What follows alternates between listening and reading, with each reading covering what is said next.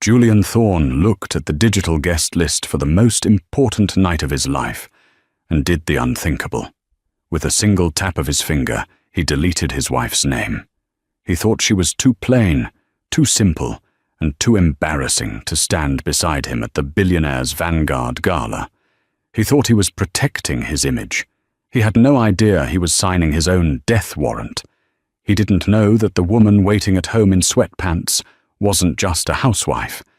He didn't know that the entire gala wasn't organized for him, but by her. When the doors of the grand hall finally opened, Julian didn't just lose his reputation. He realized he had been living in the shadow of a queen.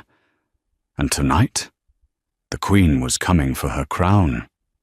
The air in the penthouse office of Thorne Enterprises smelled of espresso, expensive leather, and arrogance. Julian Thorne, a man who had recently graced the cover of Forbes under the headline, "The Future of Tech," stood by the floor-to-ceiling window overlooking the grey skyline of Manhattan. He adjusted his bespoke cuffs, the gold links catching the dull afternoon light. "Sir, the final guest list for the Vanguard Gala is being sent to the printer in 10 minutes, his executive assistant, Marcus, said. Marcus was a young man, efficient and observant, who had been with the company long enough to see the cracks in the foundation that Julian ignored. Julian turned, walking back to the mahogany desk. "Let me see it one last time." Marcus handed over the tablet. Julian scrolled through the names. It was a who's who of the global elite. Senators, oil tycoons from Texas, tech moguls from Silicon Valley, and European royalty. It was the night Julian had been working toward for 5 years. Tonight, he wasn't just attending. He was the keynote speaker. He was expected to announce the merger that would make him a billionaire 3 times over. His finger paused on one name near the top of the VIP list. Mrs. Ilara Thorne. Julian's lip curled slightly. A mixture of annoyance and embarrassment flared in his chest. He thought of Ilara. Sweet, quiet Ilara. The woman who wore oversized sweaters, who spent her days tending to her garden on their Connecticut estate, and whose idea of a wild night was baking sourdough bread. She was the woman who had supported him when he was a broke college student. Yes, she had paid the rent when his first startup failed, but that was then. This was now. "She doesn't fit," Julian muttered to himself. "Sir?" Marcus asked, confused. "Ilara," Julian said, his voice cold. She's not ready for this crowd, Marcus. You know how she gets. She stands in the corner holding a glass of water.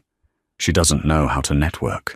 She wears dresses that look like they came from a department store rack. Tonight is about power. It's about image." Julian thought about the woman waiting for him in the lobby of the Ritz-Carlton right now. Isabella Ricci. Isabella was a model turned brand ambassador. She was sharp, hungry, and breathtakingly beautiful in a way that demanded attention. She knew how to laugh at bad jokes, how to whisper in the ears of investors, and exactly how to look good on his arm for the paparazzi. "Delete her," Julian said. Marcus blinked, stunned. "Delete? Mrs. Thorne? Sir, she's your wife. It's the Vanguard Gala. It's customary for spouses to—" "I said delete her," Julian snapped, slamming the tablet down on the desk. "I am the CEO of this company, Marcus.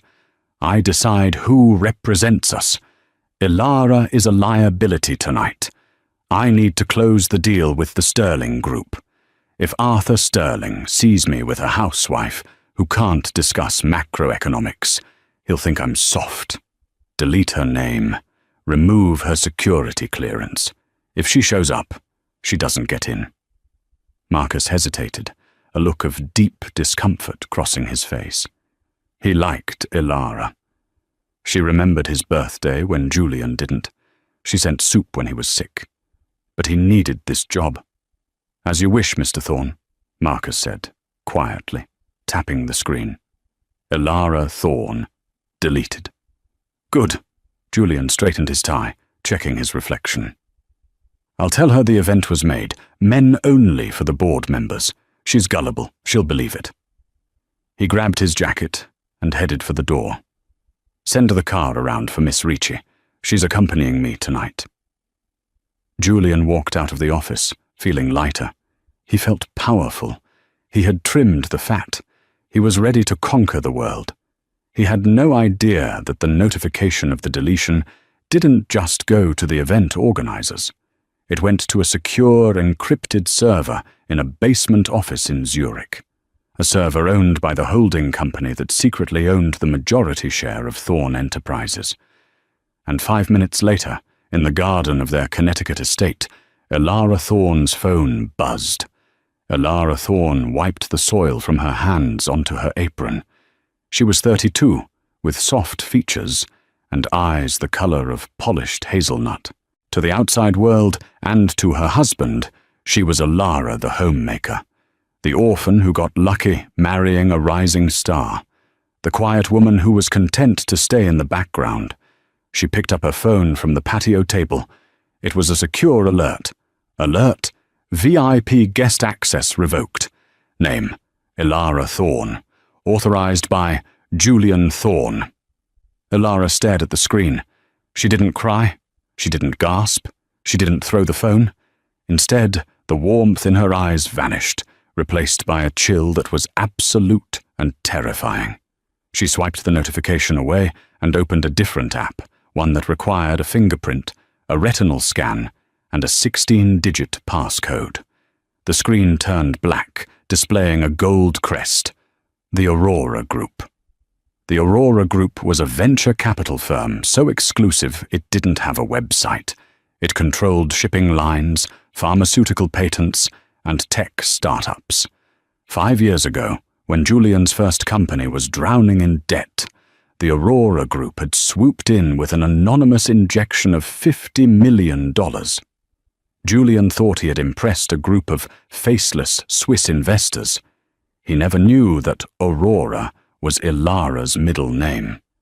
He never knew that the money he spent, the penthouse he lived in, and the genius reputation he built was all carefully orchestrated by the woman he had just deleted from a guest list because she was too plain.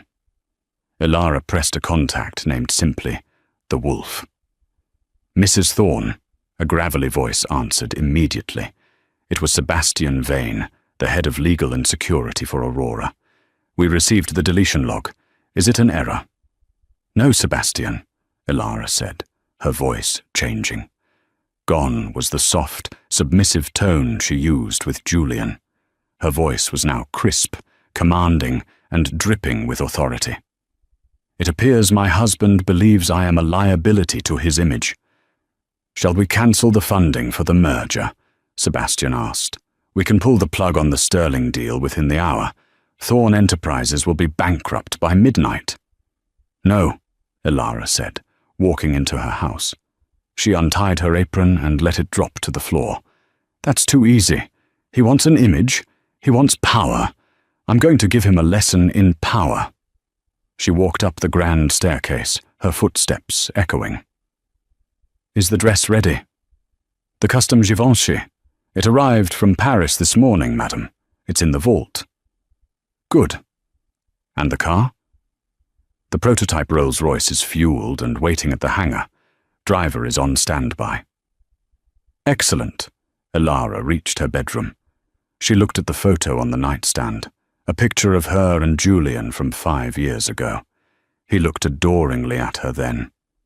Now, he looked through her.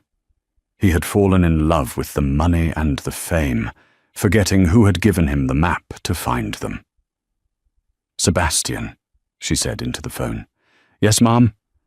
Change my designation on the Gala guest list. I'm not going as wife of Julian Thorn. How shall I list you? Elara walked into her massive walk-in closet. She pushed aside the row of modest floral dresses Julian liked her to wear. She pressed a hidden panel in the wall. The back of the closet slid open, revealing a climate-controlled room filled with high-fashion couture, diamond sets worth millions, and deeds to properties Julian didn't even know existed. "List me," Ilara whispered, a dangerous smile touching her lips, as the chairman. It's time Julian met his boss. The Vanguard Gala was held at the Metropolitan Museum of Art. The steps were draped in a crimson carpet, flanked by velvet ropes and hundreds of screaming paparazzi. Flashbulbs popped like lightning storms as limousines deposited the world's wealthiest people. Julian Thorne stepped out of a black Mercedes Maybach. He looked impeccable in a Tom Ford tuxedo, but the cameras weren't pointed at him immediately. They were pointed at the woman on his arm. Isabella Ricci was wearing a dress that was barely there, a shimmering silver gown with a slit that went up to her hip and a neckline that plunged dangerously low. She looked like a movie star. She soaked in the attention, blowing kisses to the press. "Julian! Julian!" a reporter from Vanity Fair shouted. "Over here! Who is the stunning lady?" Julian smiled, the smile of a man who thought he had won the lottery. He placed a possessive hand on Isabella's waist. "This is Isabella. She's consulting for Thorne Enterprises on our new branding." "Where is your wife, Ilara?" another reporter yelled. "We heard she was coming." Julian's face didn't twitch. He had practiced the lie in the car. He adopted a look of solemn concern. "Ilara is unfortunately under the weather tonight. She sends her regrets. Honestly, this high-paced world isn't really her scene. She prefers the quiet of home." "Is it true the sterling merger is happening tonight?" "You'll have to wait for the keynote speech," Julian winked, guiding Isabella up the stairs. Inside, the great hall was transformed, towering floral arrangements of white orchids, champagne flowing from crystal fountains, and a live orchestra playing soft jazz. The room was filled with sharks. Julian navigated the room, shaking hands. "Julian, my boy," a booming voice echoed. It was Arthur Sterling, the man Julian needed to impress. Sterling was 60, grey-haired, and built like a linebacker. He was the CEO of Sterling Industries. "Arthur?" Julian shook his hand firmly. "Wonderful evening." Arthur looked at Isabella, then back at Julian. His eyebrows knitted together. "I thought Ilara was coming. I was looking forward to meeting her. My wife is a big fan of her. Charitable work." Julian laughed nervously. "Charitable work? Ilara mostly just gardens?" "No, she's sick. Migraine. Terrible thing. This is Isabella, my, creative director." Arthur Sterling didn't smile. He looked at Isabella, who was checking her makeup in the reflection of a spoon, and then looked at Julian with a strange mix of pity and suspicion. "I see. Well, the board of the Aurora Group is sending a representative tonight to oversee the signing. A special guest. Did you know?" Julian paused. "Aurora. They usually just send lawyers. Who is it?" "I don't know." Arthur lowered his voice. "But rumors say the chairman is coming in person. No one has ever seen him. They say he holds the deed to half of Manhattan." Julian felt a thrill of excitement. If he could impress the chairman of the Aurora Group, his power would be absolute. "I'll make sure to charm him, whoever he is." "I'm sure you will," Arthur said dryly, moving away.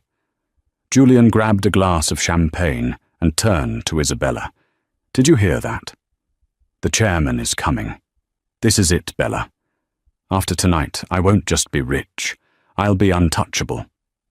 Isabella giggled, running a finger down his lapel. "You're already a king, baby. Forget about that boring wife of yours. Tonight is our coronation." Suddenly, the music stopped. The murmur of the crowd died down. The massive oak doors at the top of the grand staircase, which had been closed, began to rumble. The head of security for the gala stepped into the middle of the room with a microphone. He looked nervous. "Ladies and gentlemen," his voice boomed, Please clear the center aisle. We have a priority arrival. Who could it be? Isabella whispered. The president? Julian scoffed. Probably the chairman of Aurora. Watch this. I'm going to be the first to shake his hand. Julian stepped forward, dragging Isabella with him, positioning himself right at the base of the stairs. He wanted the photo op. The CEO of Thorn Enterprises greeting the mysterious investor. The doors groaned open. But it wasn't an old Swiss banker in a suit who stepped out. The silhouette was feminine. The figure stepped into the light. A collective gasp rippled through the room, so loud it sucked the oxygen out of the air. The woman standing at the top of the stairs was wearing a gown of midnight blue velvet, encrusted with real crushed diamonds that caught the chandelier light like a galaxy. It was regal, imposing, and utterly breathtaking. Her hair, usually tied in a messy bun, was cascading in sleek Hollywood waves. Around her neck sat the heart of the ocean, or a sapphire so large it looked like it. She didn't look down. She looked straight ahead, with eyes like cold steel. Julian dropped his champagne glass. It shattered on the floor, spraying shards over Isabella's shoes, but neither of them noticed. Julian squinted. His brain couldn't process what he was seeing. It looked like Ilara, but it couldn't be. Ilara was at home. Ilara was plain. Ilara was deleted. The woman began to descend the stairs. Every step was calculated. Every movement screamed power. The master of ceremonies announced, his voice trembling slightly, "Ladies and gentlemen, please rise for the founder and chairman of the Aurora Group, Mrs. Ilara Vance Thorn." The silence that followed was deafening. Julian felt his knees buckle. Isabella looked at him, eyes wide. "I thought you said she was a housewife." Ilara reached the bottom of the stairs. She stopped 3 feet in front of Julian. She didn't look at him. She looked through him, directly at Arthur Sterling, who was bowing his head in respect. Then, slowly, she turned her gaze to her husband. "Hello, Julian," she said. Her voice was amplified by the acoustics of the room, smooth and deadly. "I believe there was a mistake with the guest list. You seem to have erased me. So I decided to buy the venue." The flashbulbs were blinding, but Julian felt like he was standing in pitch darkness. The air in the grand hall had grown thick, suffocating. He looked at Ilara. No, this wasn't Ilara. This was a stranger wearing his wife's face. The Ilara he knew wore cotton pajamas and smelled of vanilla. This woman smelled of oud wood and cold, hard cash. She stood taller, her posture regal, her chin tilted up as if the world were waiting for her permission to spin. "By the venue?" Julian stammered, his confident CEO voice reduced to a pathetic squeak. "Ilara, what are you talking about? You're hallucinating. You need to go home. You're embarrassing yourself." He reached out to grab her arm, a reflex of control he had used 1,000 times before. Before his fingers could graze the velvet of her gown, a massive hand intercepted his wrist. It was Sebastian Vane, the man Julian thought was just a faceless lawyer for the Aurora Group. In person, Sebastian was 6'4", with a scar running through his eyebrow and a grip like a hydraulic press.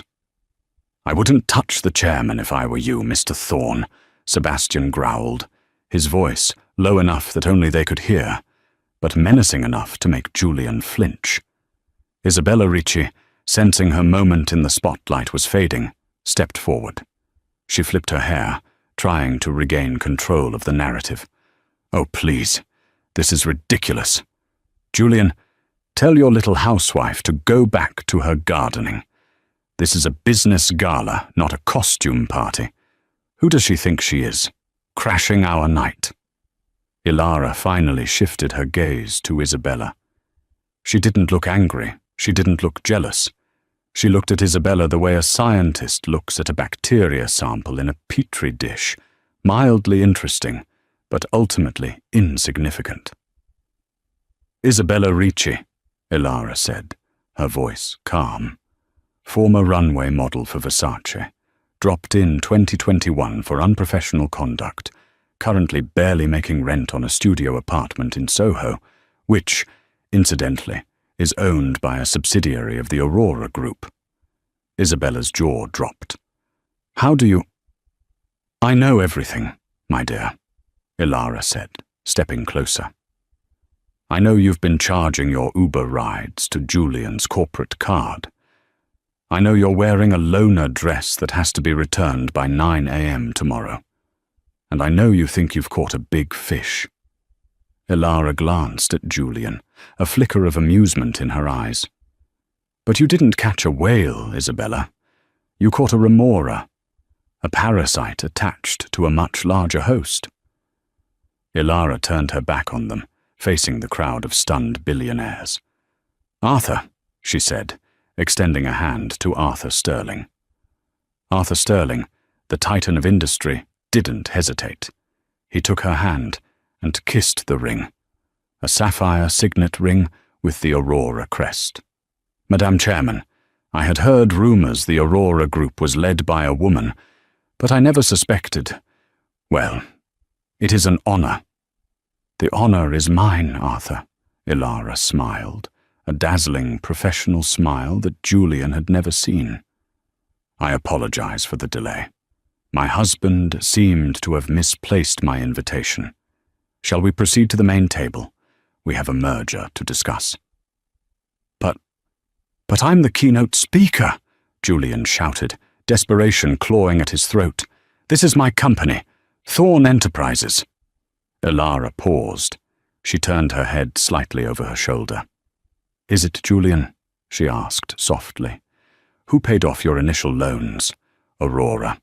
Who bought the patents for your tech? Aurora. Who covers the insurance policies? Aurora. You are the face, Julian. A handsome face, I'll admit. But I am the spine. And tonight, I think it's time for a spinal tap." She walked away, arm in arm with Arthur Sterling, the crowd parting for her like the Red Sea. Julian was left standing at the foot of the stairs, the shards of his broken champagne glass crunching under his polished shoes. The dinner service was an exercise in torture for Julian. Usually he sat at the head of the table, the center of attention. Tonight, the seating chart had been digitally rearranged in real time. Ilara sat at the head of the platinum table, flanked by Arthur Sterling and the Senator of New York.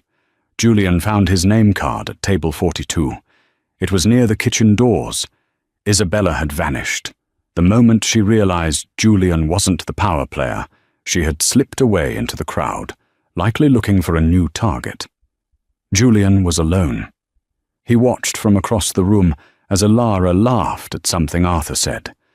She looked radiant. She was drinking vintage Pinot Noir, a wine Julian had told her was too complex for her palate just last week. She was speaking fluent French to the diplomat on her left. Julian didn't even know she spoke French. He couldn't take it anymore. Fueled by humiliation and 3 glasses of whiskey, Julian stood up and marched across the room. The murmuring stopped as he approached the head table. "Enough!" Julian slammed his hand down on the white tablecloth, rattling the silverware. "Stop the act, Ilara. You've had your fun. You've embarrassed me. Now, sign the papers with Arthur so I can go home." Arthur Sterling looked up, unimpressed. "Julian, we are in the middle of a discussion about global supply chains, something you struggled to explain in our last meeting." "She doesn't know anything about supply chains," Julian spat, pointing a shaking finger at his wife. "She sits at home and plants hydrangeas. I built this company. Me! I worked 18-hour days." Ilara set her wine glass down. The sound of the glass touching the table echoed in the silent hall. "You worked 18-hour days?" Ilara asked quietly. "Let's clarify that, shall we? You spent 4 hours in the office. You spent 3 hours at lunch. You spent 2 hours at the gym. And you spent the rest of the time entertaining clients like Isabella. That's a lie, is it? Ilara gestured to the massive screen behind the stage, usually reserved for the keynote presentation. She pressed a button on a small remote concealed in her hand. The screen flickered to life. It wasn't a PowerPoint about profits. It was a series of financial documents. These, Ilara narrated, her voice projecting clearly, are the unauthorized withdrawals from the Thorn Enterprises R&D Fund. $2 million transferred to an offshore account in the Caymans. $1 million spent on a consulting fee to a shell company owned by Miss Ricci. The crowd gasped. This was corporate embezzlement. This was prison time. And this, Ilara clicked the button again. A video played. It was security footage from Julian's office. The audio was crisp. Julian's voice on the recording. I don't care about the safety protocols. Just bypass the regulations. If the battery explodes, we'll blame the supplier. I need the stock price to hit $400 by the Gala so I can cash out and divorce Ilara. She's dead weight. The silence in the room was absolute. It was the silence of a grave. Julian stared at the screen, his face draining of color. He looked like a ghost.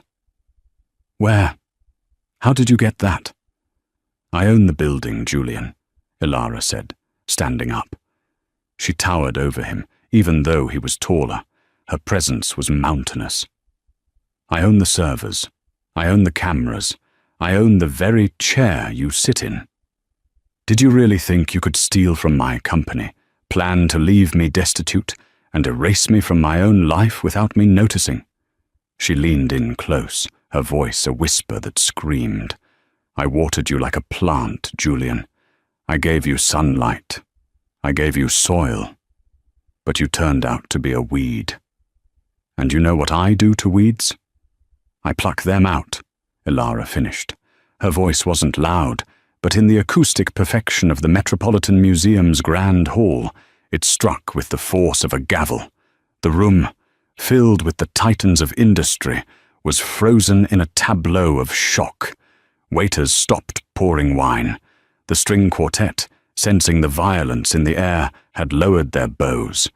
Julian Thorne stood by the head table, his face a mask of fracturing plaster. He looked at the screen where his secret offshore accounts were still displayed in high definition, red numbers glowing like fresh wounds. He looked at Arthur Sterling, whose face had turned a shade of purple, usually reserved for bruised fruit. Then he looked at Ilara. For a moment, the old Julian resurfaced, the master manipulator who had charmed investors and seduced the press for a decade. He forced a laugh. It was a wet, jagged sound that grated on the nerves.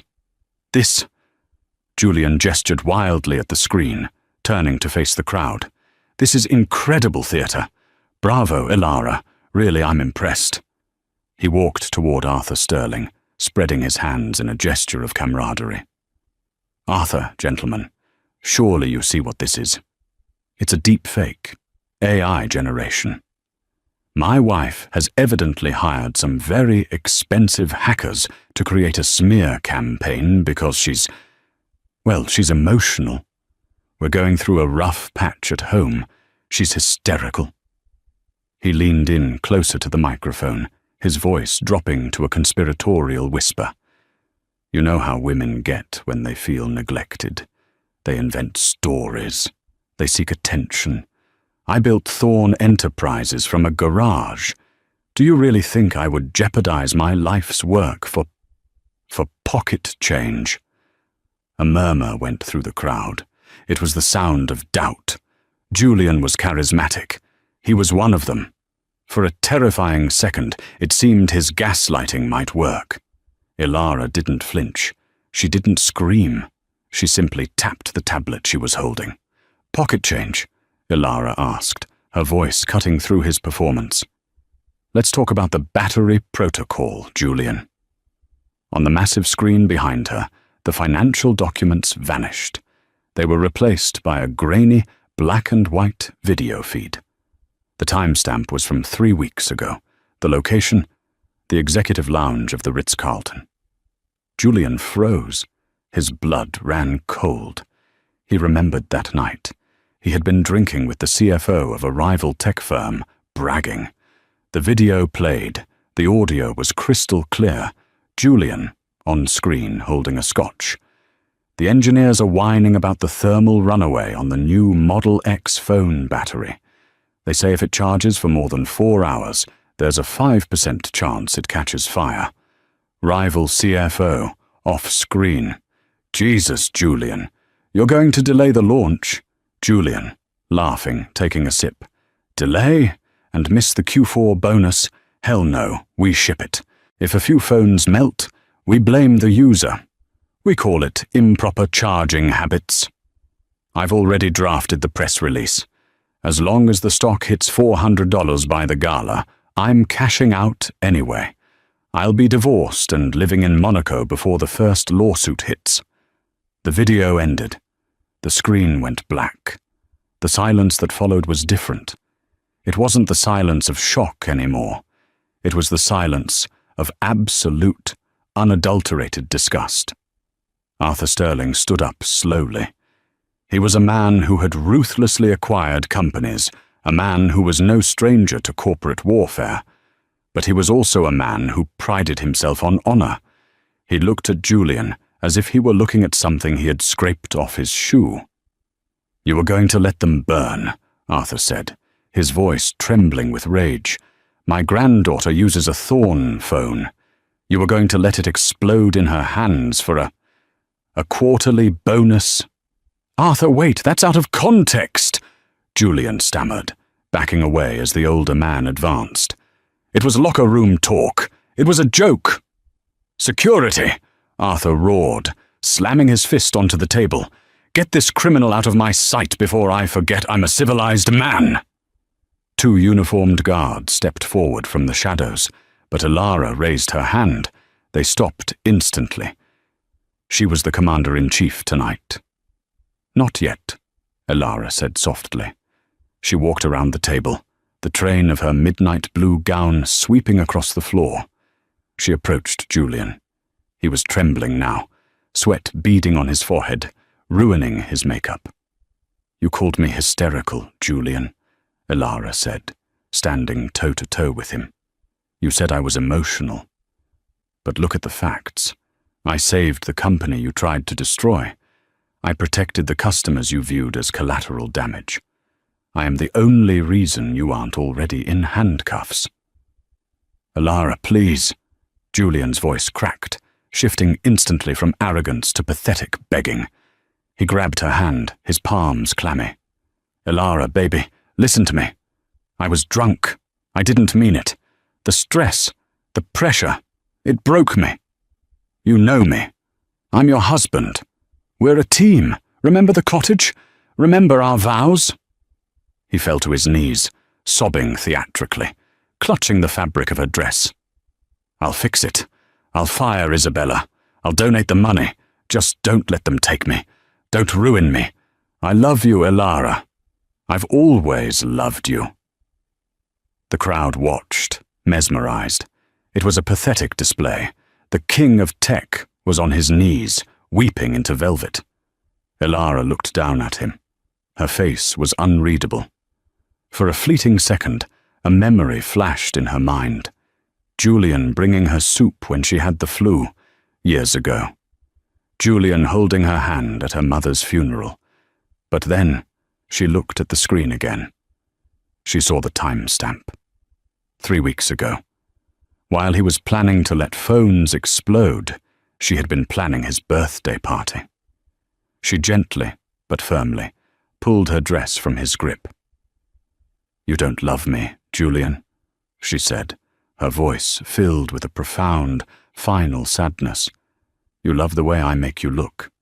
You love the safety net I provide. But you cut the net.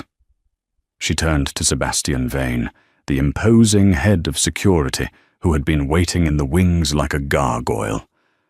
Mr. Vane, Yes, Madam Chairman? Remove him. Sebastian stepped forward, grabbing Julian by the upper arm. It wasn't a gentle escort. It was a vice grip. Julian yelped. No, get off me! I'm the CEO! You work for me!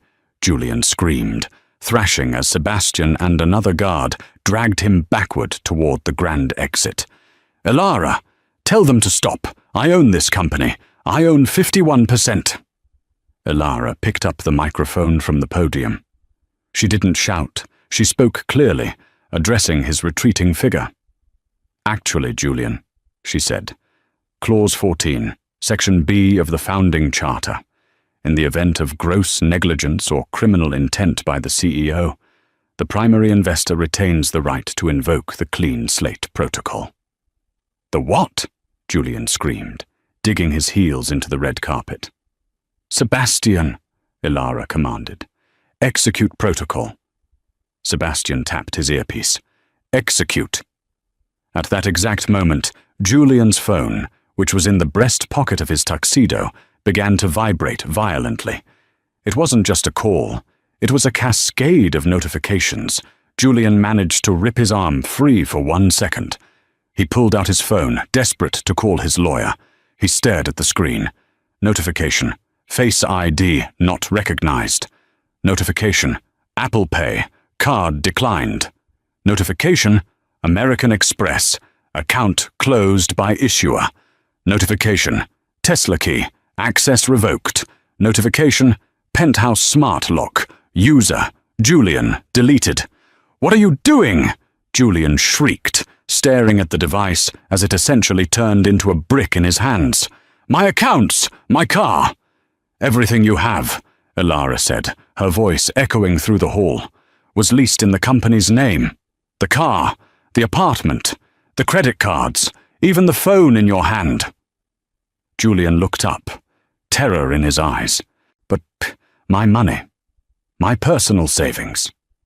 Your personal savings were transferred to the Cayman Islands, Elara reminded him, which, thanks to the Patriot Act and the evidence of fraud I just uploaded to the FBI server 3 minutes ago, have been frozen pending a federal investigation. The color drained from Julian's face so completely he looked like a corpse. You called the feds? I didn't have to call them, Elara said, gesturing to the back of the room. They were on the guest list. I just undeleted them. At the back of the hall, 4 men in windbreakers with FBI printed on the back stepped forward. They had been waiting for the evidence to be public. Julian's legs gave out. He went limp. The security guards didn't struggle anymore. They simply dragged him. As he was hauled past the tables of his former peers, people he had laughed with, drank with, plotted with, they turned their backs, one by one. It was a wave of rejection. No one looked at him. He was already a ghost. At the massive oak doors, Julian found one last reserve of venom.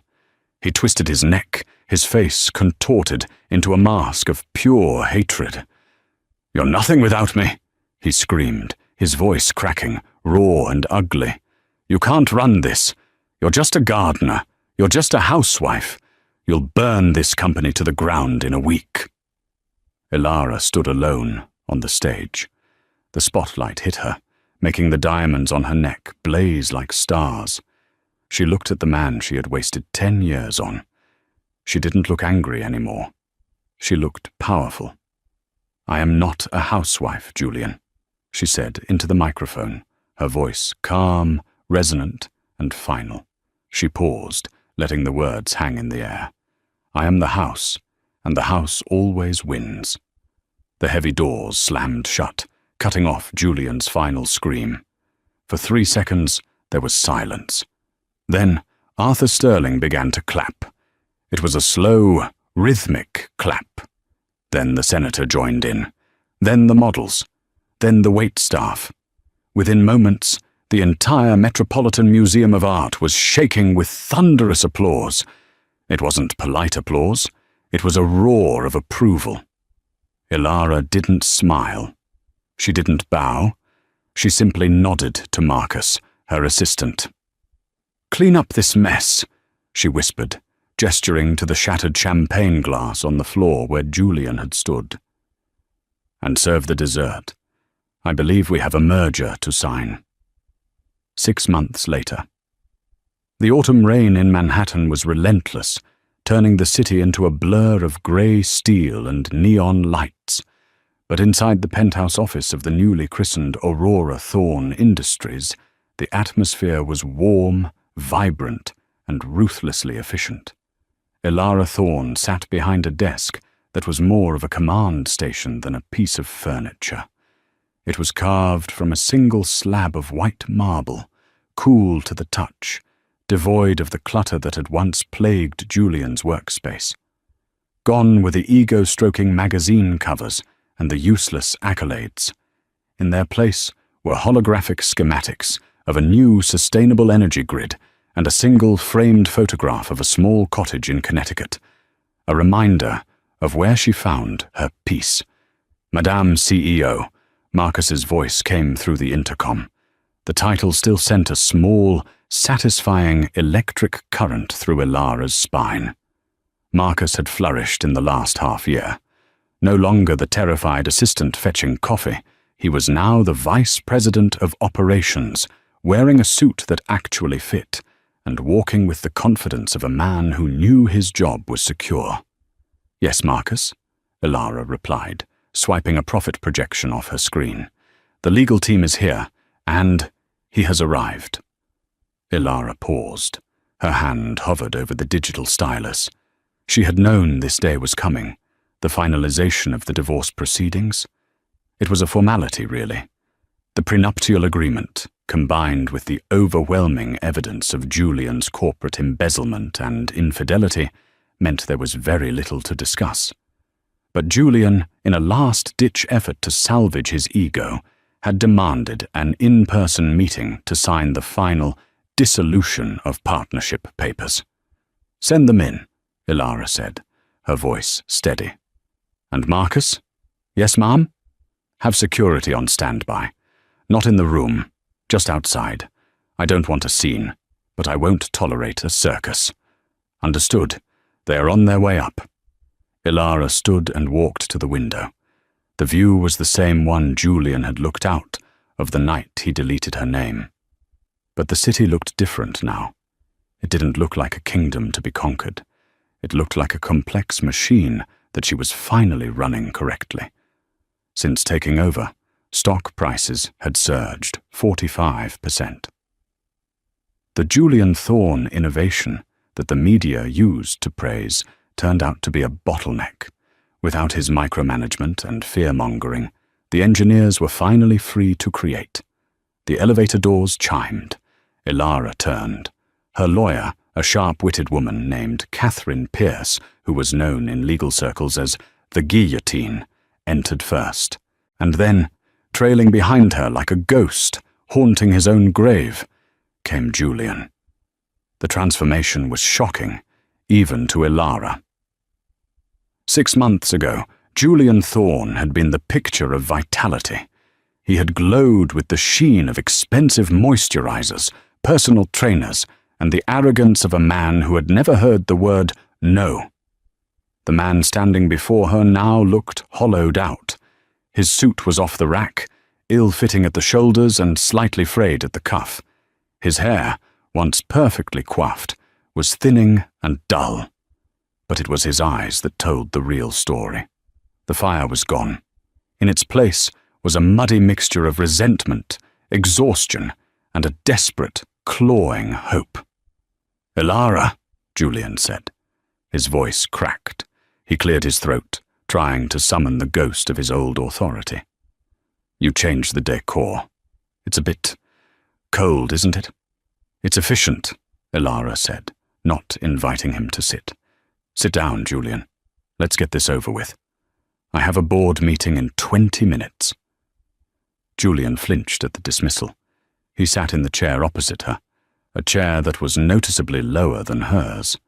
A subtle psychological tactic Elara had implemented for all negotiations. Catherine Pierce slid a thick black folder across the marble desk. Mr. Thorne, as per the mediation, this is the final decree. You are surrendering all claims to Thorne Enterprises, the Connecticut estate, and the Manhattan penthouse. In exchange, Mrs. Thorne has graciously agreed to absorb the outstanding legal fees for your embezzlement trial, provided you plead no contest and accept the probation deal. Julian stared at the papers. His hands were shaking. I built this, he whispered, looking around the room. I picked out those sconces. I chose the carpet in the hallway. You chose the decor, Julian, Ilara corrected him, gently but firmly. I paid for it. There is a difference. Julian looked up, his eyes wet. Is that all I was to you? An investment? A project? Ilara sighed. She walked around the desk, leaning against the edge, looking down at him. No, Julian. You were my husband. I loved you.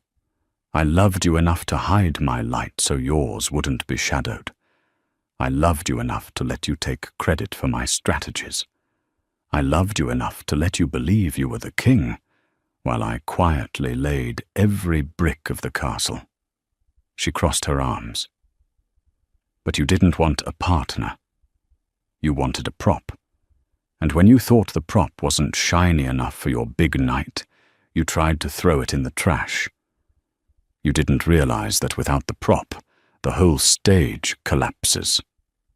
I made a mistake, Julian burst out, the desperation finally breaking through. One mistake. I was stressed. Isabella meant nothing. She was just a distraction. I can change, Ilara. Look at me. I've lost everything. Isn't that punishment enough? Take me back. Not as CEO, just give me a job. I can work in sales. I can consult. Please, I'm drowning out there. He leaned forward, his face pale. Do you know where I'm working? A used car lot in Queens, Ilara. Queens. I'm selling Civics to college kids who don't even know who I am. Last week, a customer threw a coffee at me because the transmission failed. Me? Julian Thorne? Ilara looked at him, and for a moment, she searched her heart for pity. She looked for that familiar tug of guilt that had controlled her for a decade. She found nothing. It wasn't that she was cruel. It was just that she had finally grown up. She realized that saving Julian from the consequences of his actions wasn't love, it was enabling. You're good at sales, Julian, she said objectively. You sold me a dream for 10 years that turned out to be a lemon. You'll do fine in Queens. Julian's face hardened. The sorrow evaporated, replaced by a flash of the old, nasty malice. You think you've won, don't you? You think you're some feminist icon. But you'll always be the woman who couldn't keep her husband happy. You'll be alone in this tower. Cold and alone. Ilara smiled. It wasn't a bitter smile. It was the smile of someone who had just realized the weather had cleared. Catherine, Ilara said to her lawyer. Does he have a pen? Catherine handed Julian a pen. He gripped it like a dagger, stared at the signature line, and for a second, he hesitated. He looked at the office one last time. He looked at the life he had incinerated, because he was too insecure to share the spotlight. He signed. The scratching of the pen on paper was the loudest sound in the room. Done! Julian slammed the pen down. He stood up, smoothing his cheap jacket. I'm leaving. I hope you choke on your money, Ilara. Goodbye, Julian, Ilara said, turning her back to him to look out the window again. She heard his footsteps retreat. She heard the heavy oak door open and close. And then, silence. But it wasn't a lonely silence. It was a peaceful one. Catherine, Ilara said without turning around. Did the transfer go through? Yes, Madam Chairman. The moment he signed, the final trust fund payment was authorized. He doesn't know it yet, but you put $200,000 in an account for him. Why? After everything he said? Ilara watched the rain streak against the glass. Because I'm not him. I don't destroy people just because I can. That money will keep him off the street, but it won't buy him a way back in. It's a severance package for a failed employee. Nothing more. Catherine chuckled, gathering her files. You're a better woman than I am, Ilara. I would have let him starve. I'm not better, Ilara whispered to the glass. I'm just finished. Later that afternoon, the rain had stopped, leaving the city scrubbed clean and glistening under a breaking sun. Ilara stepped out of the lobby of Aurora Thorne Tower.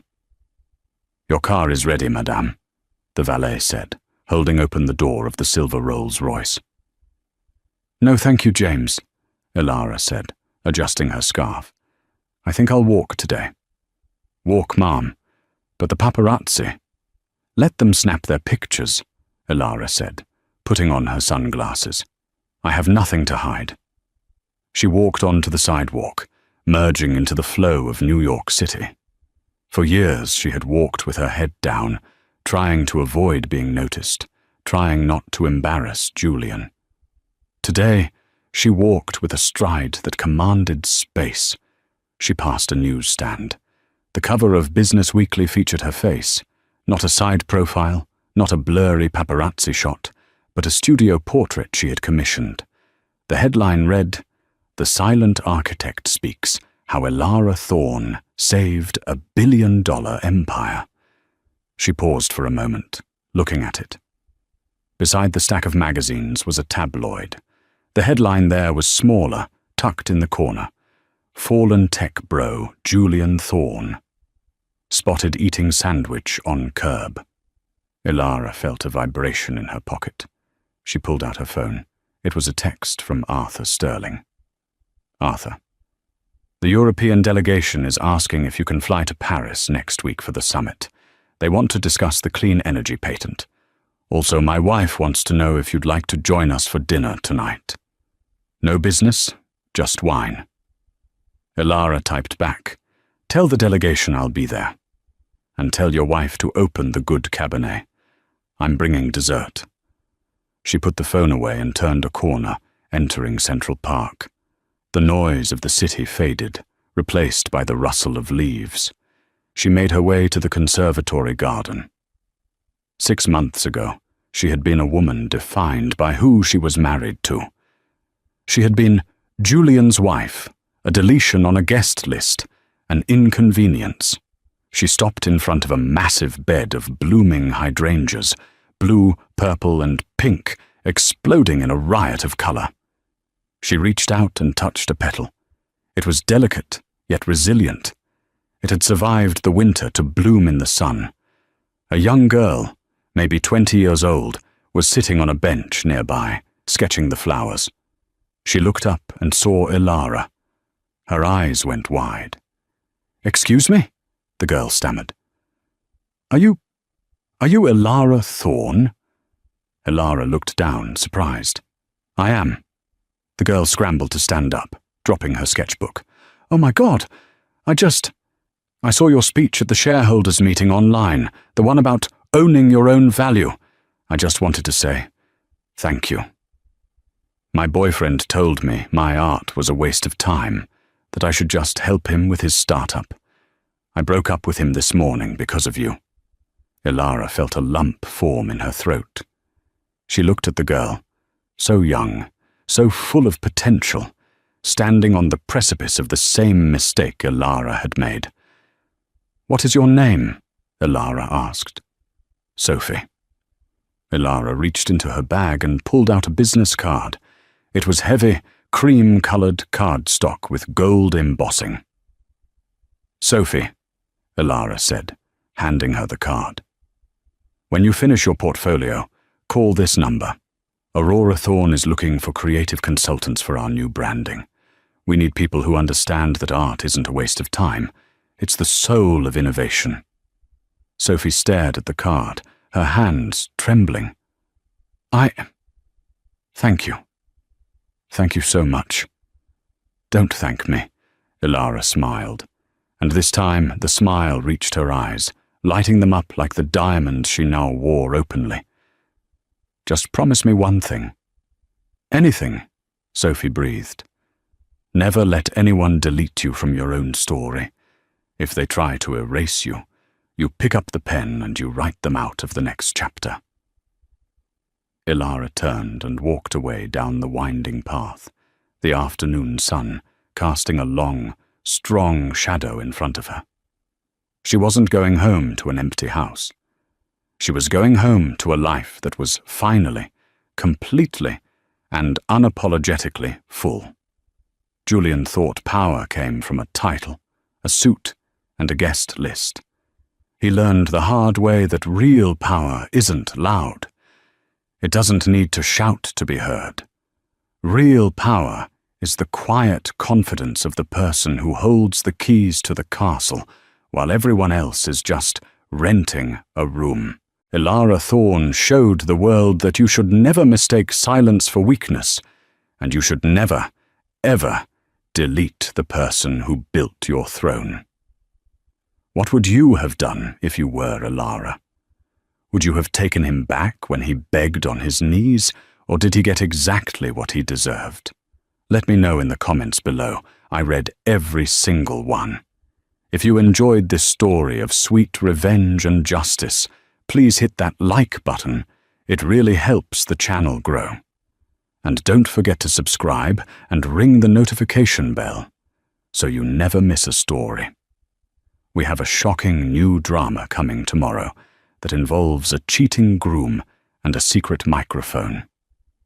You won't want to miss it. Thanks for watching, and remember, be careful who you underestimate.